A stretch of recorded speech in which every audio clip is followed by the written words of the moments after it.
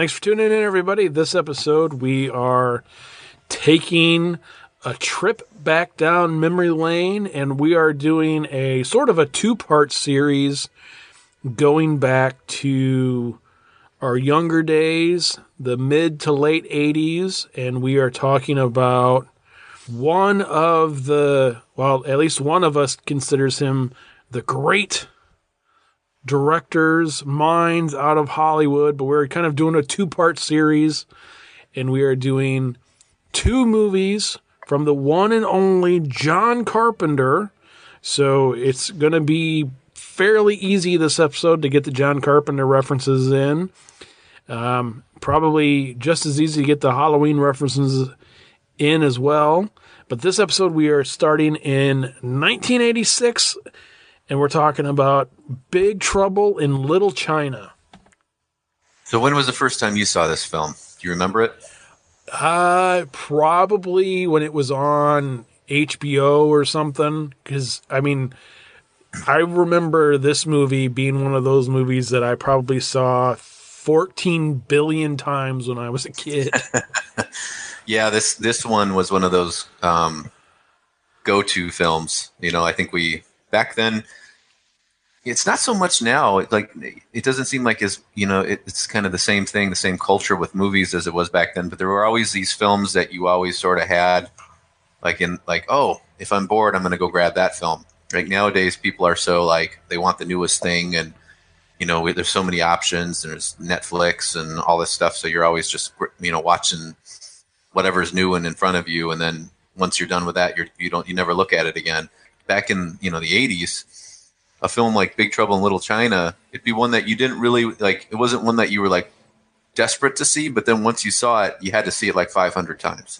Yeah, and I think a lot of that goes with what you had just said, because when we were kids, I mean, this came out in 86, so by the time it was on HBO or whatever, Cinemax, or back then the movie channel, it probably would have been when we were 11. Yeah, right, or maybe still 10. But so it was probably 87 going into 88 or whatever. But back in those days, that's what you had. If your parents had cable, you maybe had a pay channel or two pay channels.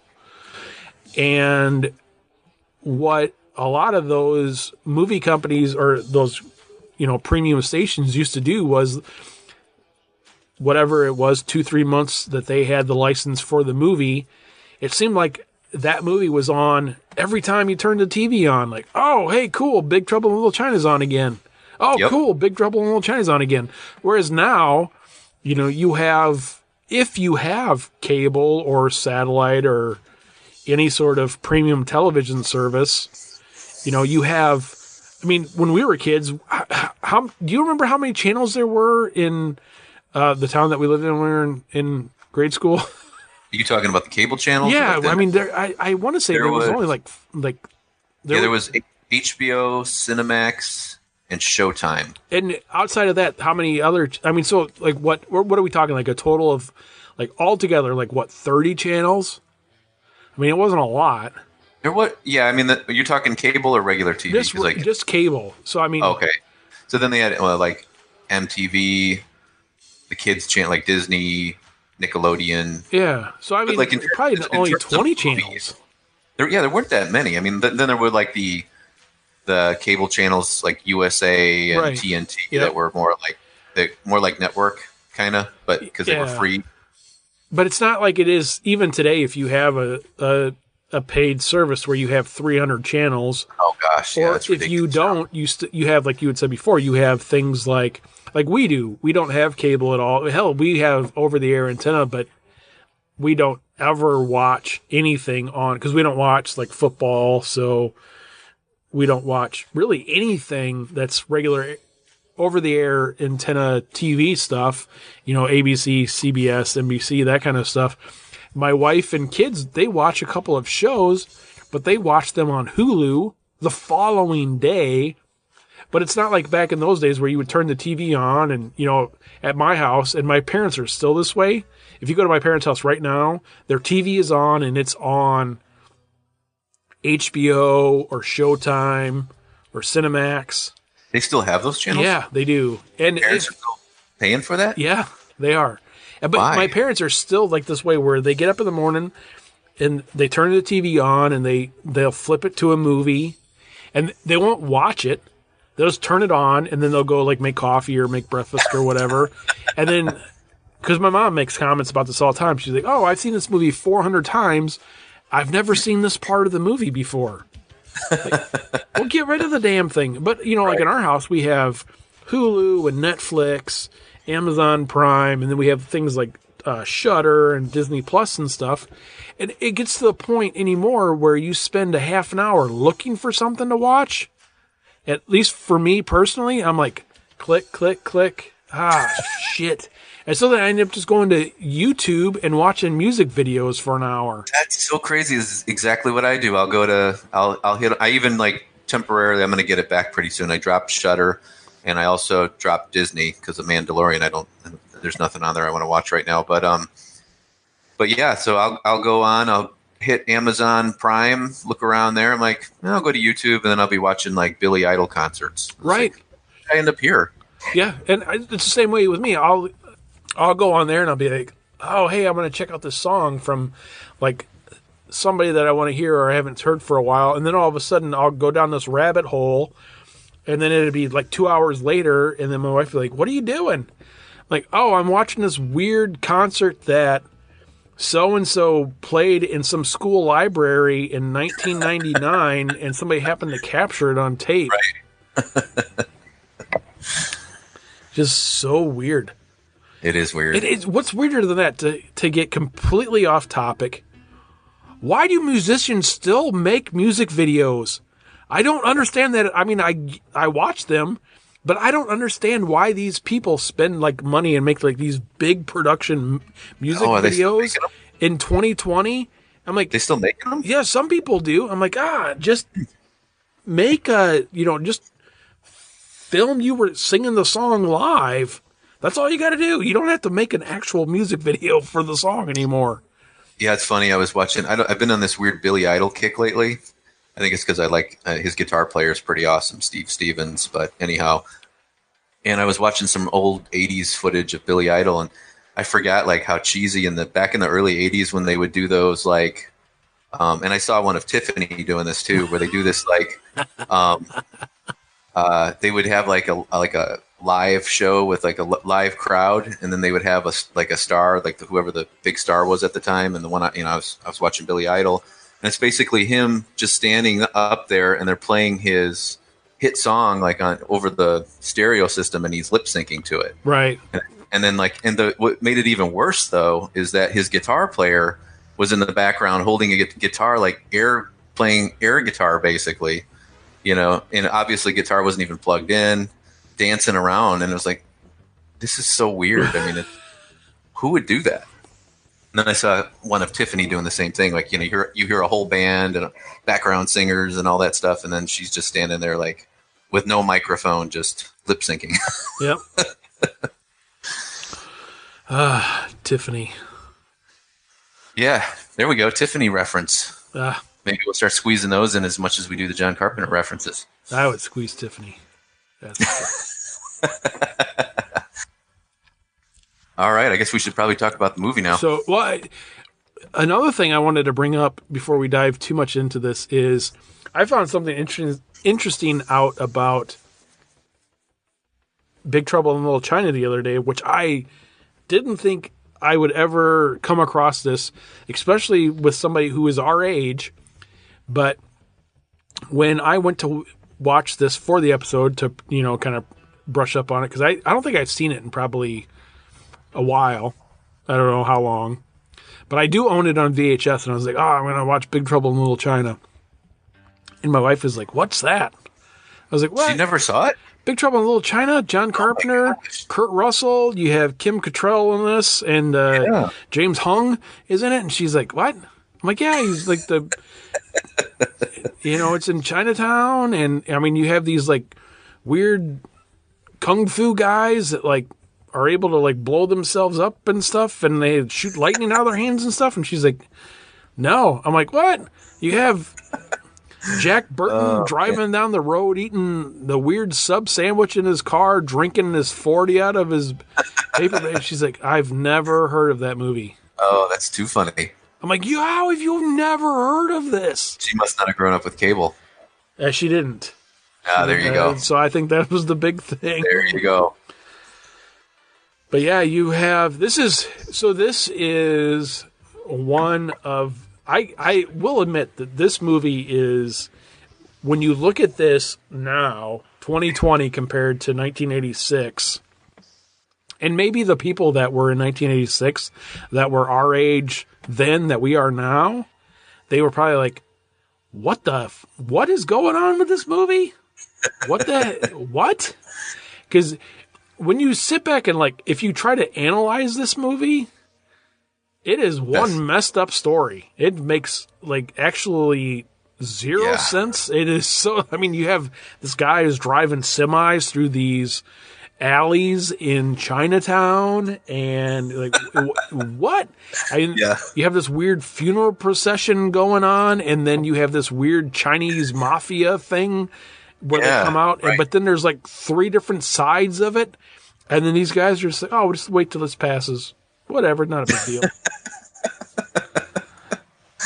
Yeah, it's a very weird storyline, and I remember when I first saw it as a kid, I think it was something my brother was more into than me. I think he kind of got hooked on it, and then it was one of those films where I'd always catch like either the beginning or a piece of it here and there, and I never sat through it all the way. And then I remember one summer finally, like, just from beginning to end, and I remember just being hooked on it. Like, wow, this is like one of the best movies I've ever seen, and it, like, you know, watching it over and over and over again, it was like one of those go-to movies. But yeah, it's just one of those films that's so weird that like if you hadn't seen it in a long time, you know, now it's kind of weird because a lot of these films like we've revisited a while already and we've kind of got reacquainted with. But I imagine had, you know, maybe 20 years ago, like had we have been sitting around like having a beer and saying, hey, do you remember that weird movie about like the Chinese guys and like the, you know, shooting lightning out of their hands?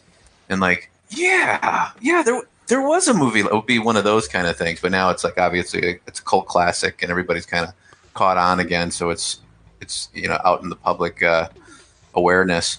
But yeah, it's a very strange movie, but very addictive movie too.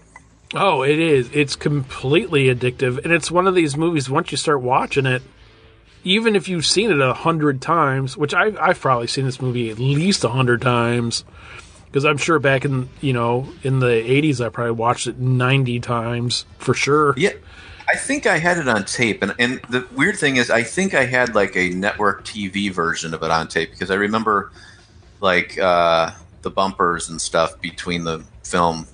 Like I remember them showing commercials for the film to come on, and then they would show that part where the guy blows his face up, so I think maybe the copy I had was actually like a TV cut, but I could be wrong.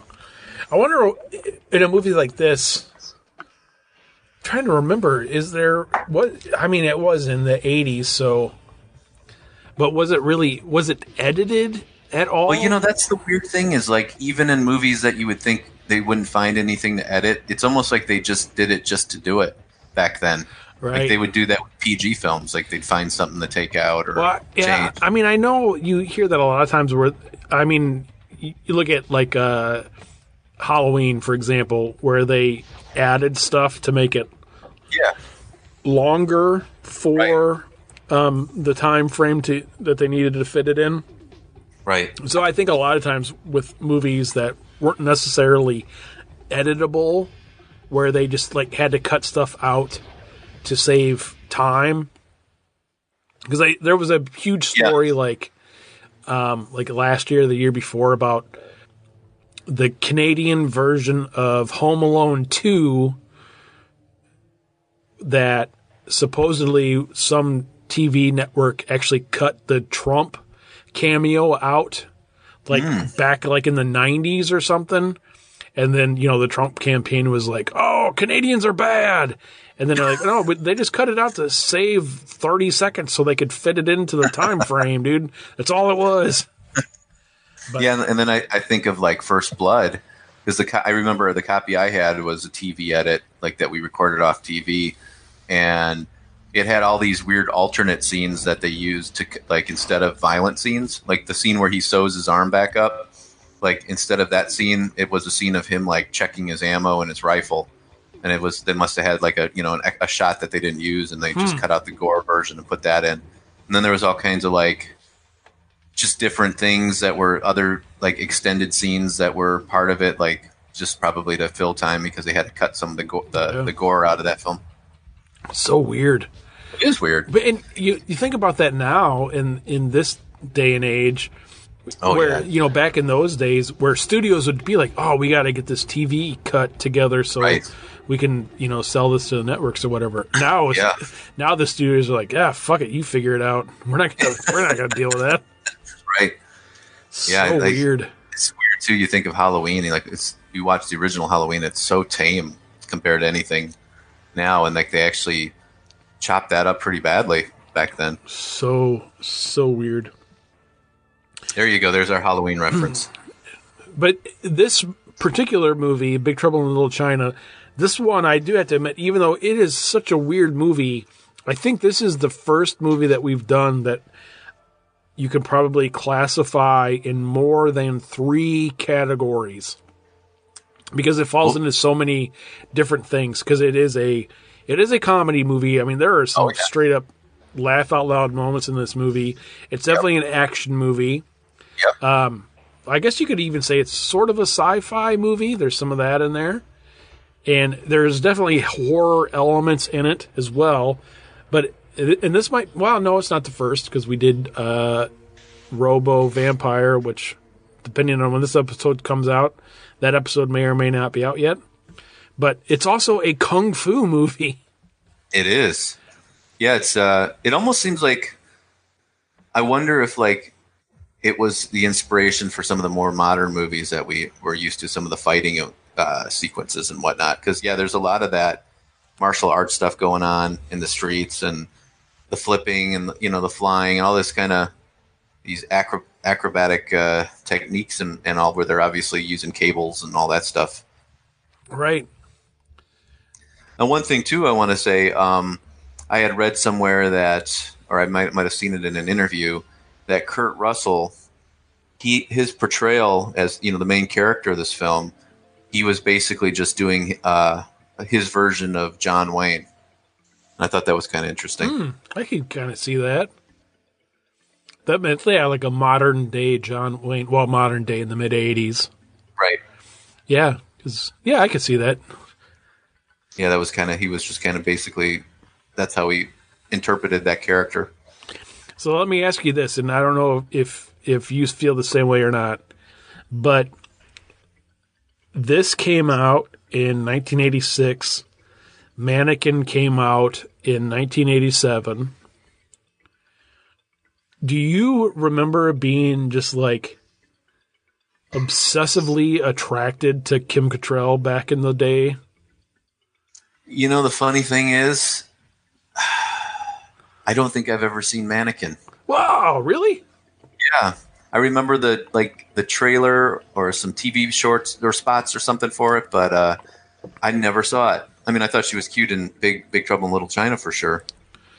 Yeah, I just remember as soon as this, I mean, I knew she was in it, but it was one of those things where you hadn't seen it for a few years and it came on and it was like, oh, that's Kim Cattrall. I mean, she is the same person who went on to make stuff like Sex and the City and stuff. Yeah, right. And she was older in those days, and she was still hot and stuff. But man, in the mid 80s, she was smoking hot. Yeah, big time. Oof. What else was she in other than those two? Sex and the City. Well, I meant like back in the... back in those days? I don't remember. I just remember she was in those two. Okay. I'm sure she was in other stuff. I mean, we could look it up. I mean, we both have computers at our fingertips, but we're also lazy. Yeah, that would require me to lean over a little bit. Yeah. And as one of my favorite quotes from way back in the day is, Google it yourself. There you go. But there is a couple of things with this movie I wanted to talk about, too, especially like the horror element, because, it's a little tricky to classify this as horror. Yeah, I was wondering where you're going with that. But I will say, when it is definitely a sci-fi movie, but there is one scene in particular where you can classify this as horror, and it's when they are in the elevator and it starts to flood with water, and then they escape it and they have to swim through the water, and they have all those like dead bodies attached to the chains and stuff, and they're all rotten and stuff. Yeah, I can see that. It's got kind of that vibe to it, sure. And being John Carpenter's name is attached to it, I think that automatically you assume that it's somewhat horror. Yeah, he was definitely the horror maestro back then. I mean, that was every time I heard it, like saw an interview or his name mentioned, first thing I thought of, it's going to be another horror movie. Right. Yeah, I bet. I mean, I think if you looked it up online, it's probably like comes up as like a kung fu comedy or something. Yeah, I'm trying to think, where did you find it in the video store? Where did they, because I think they put it in the action section. Oh, probably, yeah. I don't think I would have, imagine walking into like 4-star video. I mean, you wouldn't find it in the horror section. You wouldn't find it in the drama section. You probably would be, I don't think it would be comedy. Like, I don't think they would have listed it there. I think they would have probably put it in action adventure. Yeah, I don't think, because the copy that I have on tape was just a standard.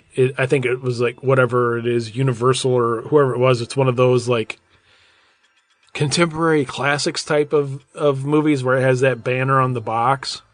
So it wasn't a rental, so I couldn't go look and see what the sticker is. Because that's always funny to me is when you pick these movies up wherever at, whether you buy them on eBay or if you pick them up at a thrift store somewhere, and it turns out to be a rental movie, and then it will have like action sticker on it, and you're like, well, this isn't an action movie, this is a horror movie. Or the opposite, you find like RoboCop is like one that sometimes gets like weirdly labeled. Like sometimes it'd be like sci-fi, you're like, what? No. It's an action movie, come on. It's an action movie, yeah. But do you remember so there was like whatever they had, 3 or 4 guys that were like I don't even know how to describe them, but they were kind of like I almost want to say that they were kind of like superhero type of guys. These guys that had like the ultra powers, the guys with the big like straw hats on. Yeah, the big sombreros. One of the things that I always found with this movie, like comically just hilarious, is these guys like have all these powers, and the one guy can make himself bigger, and they have they can jump like however many feet in the air, and they can shoot lightning out of their hands and stuff. And then you get towards the end of the movie, and then they're able just to kill him off, just like karate chop, and the guy's dead. Or the one guy just gets mad and blows himself up. You're like, oh, wait, that's it? The guy just died? Well, they needed to get rid of him somehow. It was so funny. It was like, oh, okay. Yeah, that was kind of a weird. It's like it was like basically like some sort of ancient Chinese supernatural cult thing, right? Where they were like had some sort of power that they could channel, and very weird story. It's so hard to even explain it. I mean, I don't know how you would like sit down and like, hey kids, today we're gonna watch this movie about, like you said, this truck driver who drives through the small narrow streets of Chinatown, and this girl got kidnapped, and they find out it's a supernatural Chinese mafia. Wait, no. Yeah, it's just like, how do you describe this film? Yeah, it's so weird. And what's funny to me is there had been rumors for years that they were going to remake this. You can't remake this. And I don't know how you would, because I can't. I mean, first of all, this movie was a giant flop in the 80s, which, I mean, that was kind of John Carpenter's shtick throughout the years was, John Carpenter's name is attached to it. It's not going to make any money at the theater. We're going to wait till it's out on home video, and then all of a sudden it's going to become a cult classic a couple years later. But that's what happened. I can't imagine how you would even remake this nowadays without it being... I mean, this movie, like we've said a couple of times, it is an oddball movie. But it's one of those movies you just love. But I don't know how you could even... How could you even walk into a studio and be like, oh, yeah, so we want to remake Big Trouble in Little China. And we want to make Jack Burton be portrayed by Dwayne "The Rock" Johnson. And we're going to, do this or do that. And you're like, what? That's the dumbest idea you've ever come to us with. And the thing with that type of a remake, basically what you're talking about is you've got name recognition. You're going to make a crappy movie. There's no ifs, ands, or buts about it. I mean, if you go with it, you're going to make a bad movie. It's not going to be good. It's not going to live up to the original because it just can't. It's not going to have that type of charm. And they're just going to basically say, well, if we remake this and use that name, there are going to be people who go just because of that. So we'll get some money for it. And that's the only reason that I could see that this movie would be remade, because there's nothing creative or interesting that could come out of it. No, it would just be horrible, because there's a ton of practical effects in this movie, and that would all just be like redone or reimagined. It wouldn't even be the same at all. Right. But some of the stuff is so quirky and weird. When you get into the final battle scene, you have this one weird meatball looking thing with a bunch of eyeballs on it. That's never really explained at all. So you have that guy, and then you have this werewolf dog creature thing that looks kind of like a prototype for the crate from Creepshow. Right. But I mean, stuff like that, you're just you just accept it. You're like, oh, what's that thing? Oh, I don't know, but he's going to stab him in the eye with the sword. Yeah, it's just a very weird, oddball movie, and that's all it is. And you got to take it for what it is, enjoy it. I would classify this film as a big time beer and popcorn film. Oh, for sure, yeah, absolutely. And I think High Life and some basic, nice, cheesy, moderately salted popcorn. There you go. And I will give this one a thumbs up for sure. Yeah, I'll have to do the same. Big time thumbs up. So, got to see it.